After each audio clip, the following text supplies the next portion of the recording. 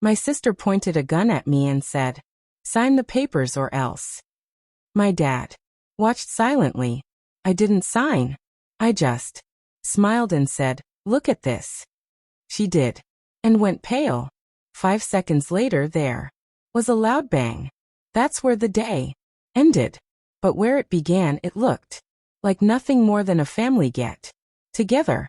We'd rented a small house outside the city, a plain, practical place with beige walls, mismatched chairs, and a table already set. When I walked in, it felt a little like someone else's vacation rental. And I guess technically that's what it was.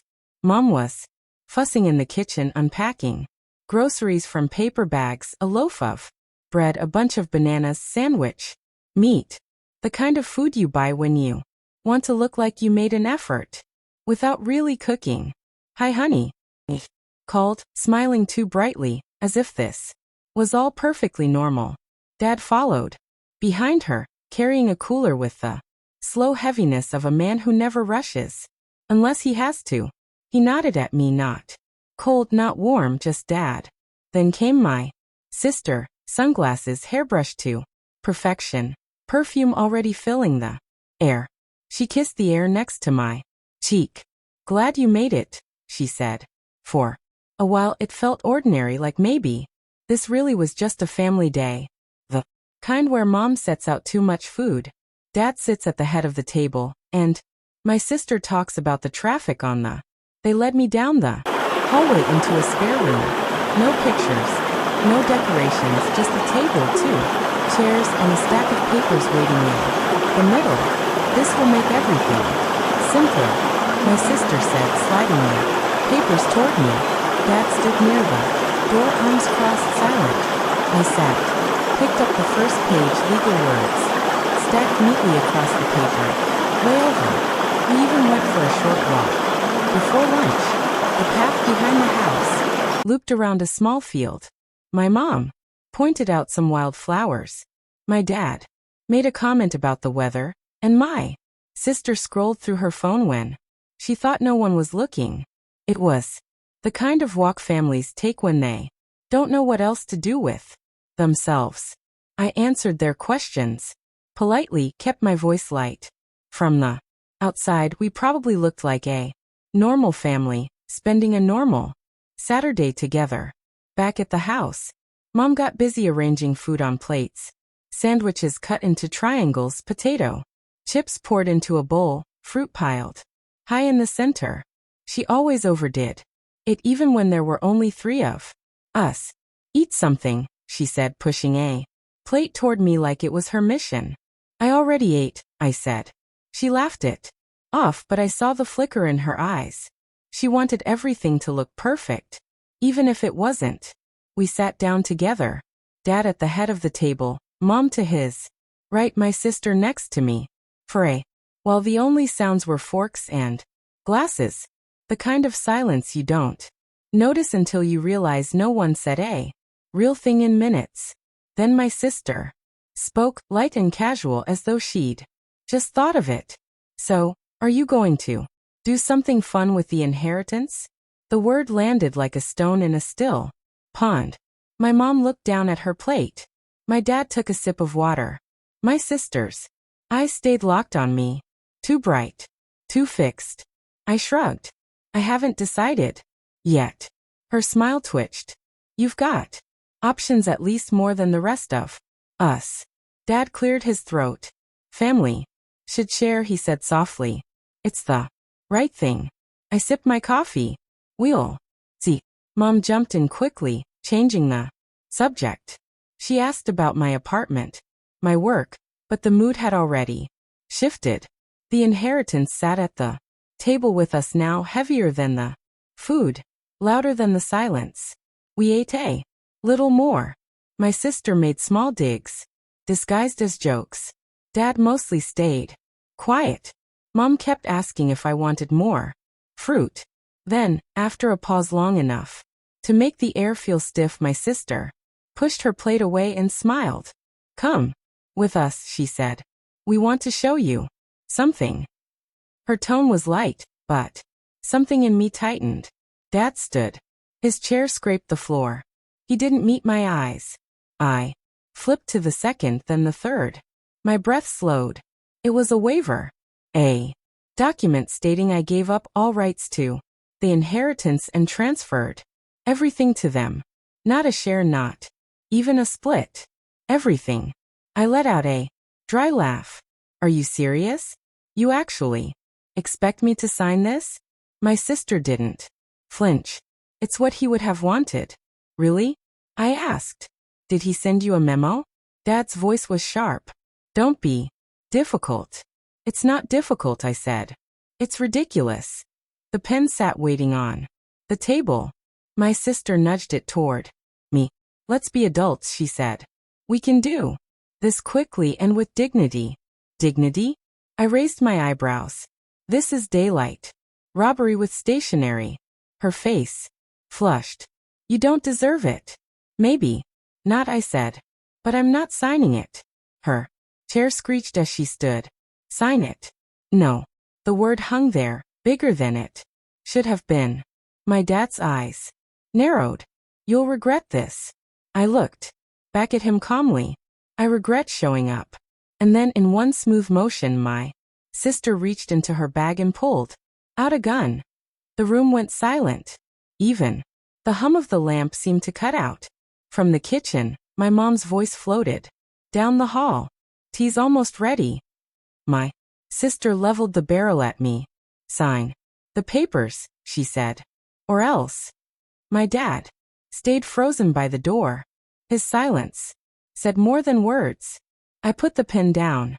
Gently. No, I said again. The air felt heavy pressing against my skin. Then I smiled, small, deliberate, and pointed past her to the corner of the room. Look at this. Her head whipped around. My dad followed. Their eyes landed on the black dot in the corner of the wall. My sister's face drained. What? What is that? Is that a camera? Say hello, I said. You're being filmed. She spun back toward me, panic flooding her face, then back to the lens. You can't, she stammered, but stopped. The gun shook in her hands.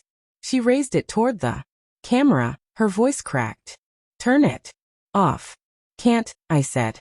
It's working. Fine. Her eyes darted from me to the lens. Desperate, she pulled the trigger. The bang ripped through the room. Mum gasped in the kitchen, dropping a spoon. The camera stayed standing, its little red light still glowing. My sister's eyes widened, confusion written all over her face. My dad stared at me, pale and speechless. I sat still, calm on the outside, everything else tight inside. And the camera kept watching, steady and unblinking. If you want to understand why that day with the gun happened, you have to go back a bit. I grew up in a family where I was the middle child, which already tells you most of the story. I wasn't the golden firstborn, and I wasn't the baby who could do no wrong. I was the one in the middle, the one who got lost in the shuffle. So I made noise. That was my role. If I couldn't get noticed by being good, I'd get noticed by being bad. I was the kid, climbing fences, sneaking out at night, jumping off sheds with an umbrella to see if it would slow me down. I wasn't suicidal. I just liked the rush. I liked knowing I was doing something I shouldn't. In a weird way, it was the only time I felt alive, because at least then someone had to look at me. If I came home bleeding, at least my mom had to put down her magazine. If I mouthed off at dinner, at least my dad had to look at me. That was the bargain. I learned early on that bad attention was better than no attention at all. My sister hated me for it. She was older, the responsible one, the one my parents bragged about. She thought I was an embarrassment. Maybe I was. But she didn't just ignore me. She went out of her way to remind me how much better she was. Perfect grades, perfect friends, perfect smile, and then behind closed doors she'd twist the knife. Why can't you get it together? No wonder they don't trust you. My younger brother was different.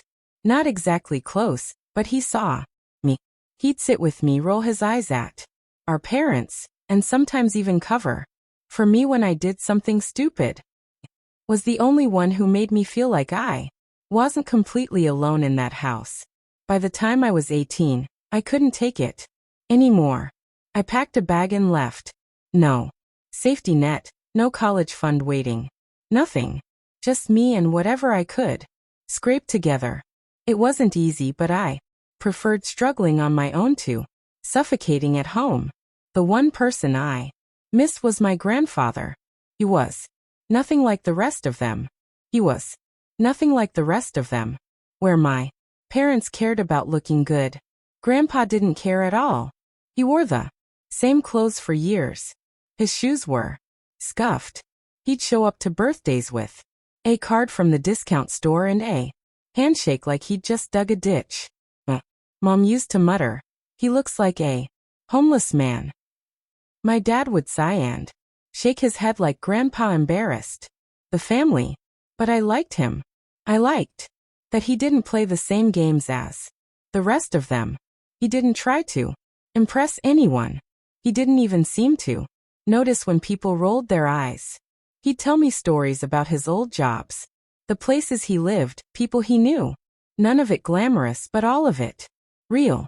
And I craved real.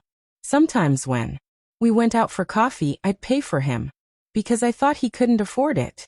He'd smile at me like he knew something I didn't. Every once in a while he'd say things that stuck, like even if I was rich, I'd live exactly the same.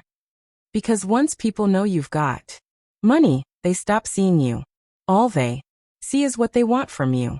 I always thought he was joking, just Grandpa being quirky. He lived until 96. When he died, it wasn't a shock, but it still hurt. He'd been the only one in that family who really saw me. So when we got called for the will reading, I didn't expect much. None of us did. Grandpa never looked like he had anything. My parents went because it was formal. My sister went because she was curious. My brother went because he had to. We sat in the lawyer's office, all lined up in stiff chairs. The carpet smelled like dust and coffee. My sister leaned over to my brother and whispered, "What do you think we're getting?" His old trousers. My dad chuckled. Maybe his socks, the ones with the holes. Mom shook her head. Probably some old junk he couldn't throw out. I sat there, quietly, biting the inside of my cheek. They'd spent years mocking him, and here they were still at it, even after he was gone. The lawyer came in with a folder. He cleared his throat and started reading. Your father, your grandfather, expressed his final wishes. In this document, no one leaned forward. My sister checked her nails. My mom shifted in her chair. My dad sighed. Then the lawyer said my name. He wished to leave his estate to his granddaughter. The room froze. My sister blinked, then barked out a laugh. Her? What? His collection of coffee mugs. My dad frowned. What exactly did he leave her? The lawyer adjusted his glasses. Everything. Silence. You could have heard the carpet breathe. My sister smirked. Everything? What? A couple $100. The lawyer glanced at his papers. The estate is valued at approximately $8.5 million. The words hung there like a bad joke no one wanted to claim. Mom gasped. Dad sat up straight. My sister shook her head. That's impossible. She snapped. He had nothing. He wore the same shirt for 10 years. He invested, the lawyer said calmly, for decades, modest amounts, consistent growth, compounding over time. It built into a substantial fortune. My dad's face went red. This is outrageous. I'm his son. That money should be mine. Mom nodded quickly. Or ours, not just hers. My sister's voice sharpened. She doesn't deserve it. He didn't even do anything. I sat there, my Hands folded in my lap, pulse racing. For once in my life, they were all looking at me. Not invisible, not ignored, seen. I gave a half shrug. Guess he disagreed. That's when their eyes really burned into me. My sister's fury, my dad's disbelief, my mom's disappointment. I'd wanted attention my whole life. This was not how I thought it would feel. The lawyer kept talking, explaining terms, details, whatever. I barely heard him. All I could hear was the silence around me, heavy with shock and anger. They had spent years laughing at him for looking poor. And now the man they mocked had left behind a fortune. And he'd left it all to me. And in that moment I realized something. This wasn't going to end here.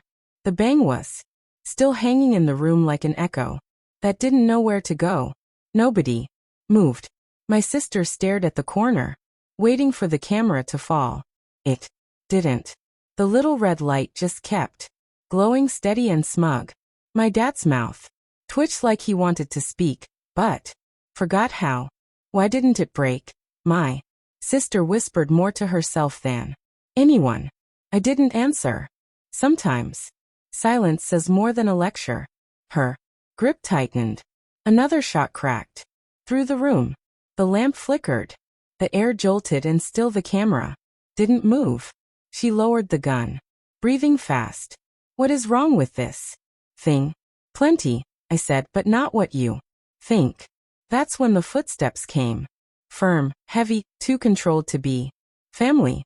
The door burst open and two men stepped inside. Not uniforms, not relatives. The kind of presence that rearranges the room without asking. Put it down, one said, calm but absolute. My sister flinched, swung the gun toward them, her hand shaking so badly the barrel wavered. Don't make this worse, the other said. On the table now. For a second she looked like a child mid-tantrum, torn between scream and surrender. Then her wrist gave out. The gun clattered onto the table. One guard snatched it away, slid it out of reach, and cuffed her hands quick and clean.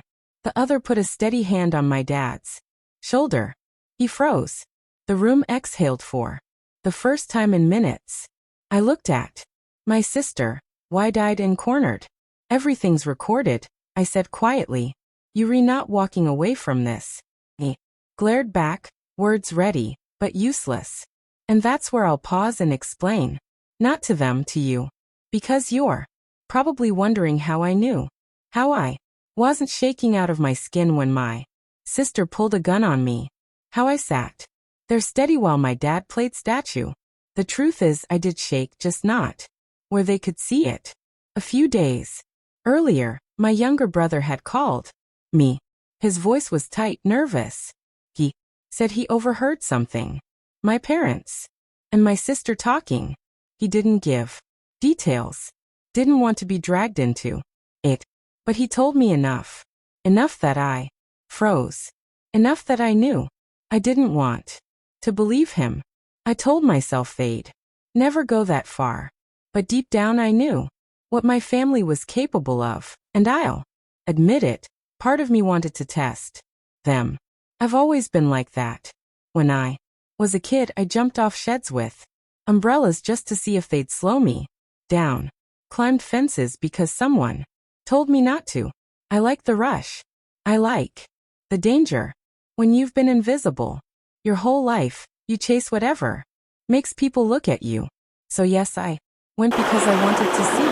And because a little piece of me hoped maybe I was wrong, that they'd act like decent human beings for once, that maybe we'd eat mom's sandwiches, bicker about nothing and call it a day. If they had shown me kindness, maybe I would have shared some of it. Maybe. But I wasn't about to gamble my life on that chance. So I hired professionals, not the police, private security, two men who knew what they were doing. They told me not to go, told me it was reckless, that it wasn't worth it. I said I was going anyway, so they backed me. They went in early, swept the house, set up hidden cameras, while I walked with my family outside. They checked every corner and they found the gun. They didn't take it. They didn't need to. They just made sure it wouldn't fire the way my sister expected. When she pulled that trigger, all she got was sound and smoke. Then they waited outside, ready, listening, watching. So no, it wasn't luck, not a miracle, not fate. It was planned. Every second of it. And now it was them, not me, who were trapped. The legal process crawled the way those things always do. Months of hearings, paperwork, lawyers, arguing over words I barely understood. And then finally it was finished. The estate was settled. I was the sole heir. Every last cent was mine. Hearing it spoken in court didn't feel triumphant. It felt strange, like the ground shifted under me, and I was still waiting for balance. For so long, I'd braced myself for someone to take it away. Now there was no one left who could. My family's trials ran parallel to mine. My sister stood in court first 7 years. The judge didn't mince words. Threatening. Someone with a firearm leaves no room for excuses. She tried tears, but it was too late. My dad's turn came next. He didn't pull the trigger, but he stood there and let it happen. 2 years. The look on his face said he thought silence was safer. He was wrong. My mom was last. She'd stayed in the background, convinced that would protect her. It didn't. Probation, community service, a record that would follow her anyway. I didn't celebrate. I didn't feel vindicated watching them be let out of court. I just felt tired. The kind of tired you only get after years of carrying weight you didn't ask for. But underneath the exhaustion was something else. Space. For the first time there was room to imagine a life that was mine. Not one they dictated. Not one built around being the overlooked child or the scapegoat. A life where I could decide what mattered. When I walked out of that courthouse, the cameras were still running in my head, capturing a different kind of scene.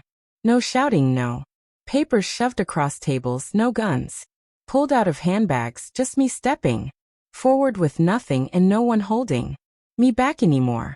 5 years later, my life looks completely different. After the trial ended, after the money was finally mine, I did something my younger self never thought possible. I built my own family. I got married. We have a little girl now. From the outside, we look like everyone else. A modest house in a quiet neighborhood. A sensible car in the driveway. Neighbors who chat about the weather and whose kids play in the street. To anyone watching, we're a middle-class family living a middle-class life. But the truth is that money changed everything. Quietly, I used it the way Grandpa would have wanted. Smartly, not loudly. I invested just like he did.